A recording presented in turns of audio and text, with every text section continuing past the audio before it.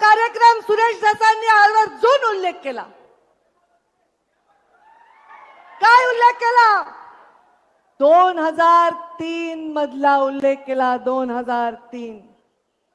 देवेंद्रजी फडणवीस मुख्यमंत्री महोदय, आपण कदाचित ज्यांना लहानपणापासून पाहत आला ते प्रमोद महाजन आणि गोपीनाथ मुंडेंचा किस्सा सुरेश धस अण्णांनी सांगितला.